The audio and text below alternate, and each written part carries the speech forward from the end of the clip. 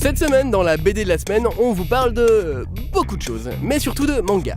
Car oui, ici dans le nord de la France, nous avons succombé au plaisir de ce format si appréciable et apprécié. Depuis quelques années maintenant, Ankama est leader de ce qu'on appelle le manga à la française, autrement appelé Global Manga ou même Manfra pour les plus barbares de la langue. Tout cela notamment grâce au manga Dofus qui en est déjà à son 14e tome, pour bientôt 1 million d'exemplaires vendus. Depuis, ce sont des titres comme D-Baser et son Power Rock'n'Roll, ou encore Appartement 44 et ses aliens déguisés, qui ont pris place dans le cœur des fans du genre. Mais Ankama et le Japon, c'est aussi une histoire d'amour intarissable, c'est donc en toute logique que les éditions arrivent aujourd'hui avec des titres japonais. A commencer par Hitman, un seinen déchirant et délirant par moments. L'histoire d'un employé de bureau qui, bon gré mal gré, va se retrouver tueur en série, et pas n'importe lequel, le tueur le plus craint de tout Tokyo. Double flingue. Sauf que lorsqu'on est employé de bureau, un salariman au Japon, cacher ses blessures de combat n'a rien d'une évidence. Et je ne vous parle même pas du fait de cacher sa double vie à sa femme, surtout lorsque c'est l'ex-petite amie du véritable tueur que vous remplacez qui est en train de vous coacher, de jour comme de nuit, si vous voyez ce que je veux dire.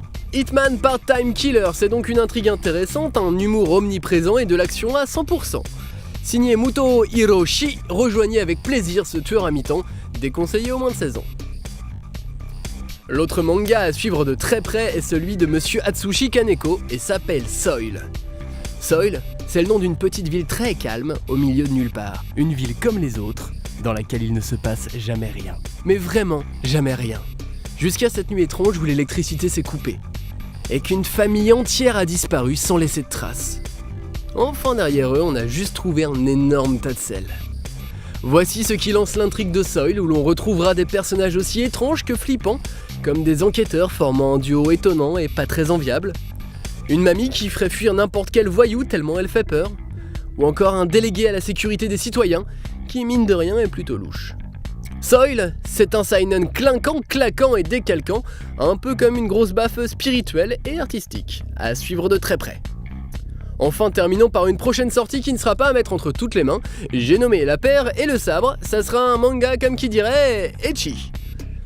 Global Manga, manga tout court, côté édition vous aurez définitivement le choix des bouquins à ne pas mettre dans toutes les poches, mais qui, quoi qu'il en soit, risque de s'y glisser quand même. Pour ça, on vous fait confiance.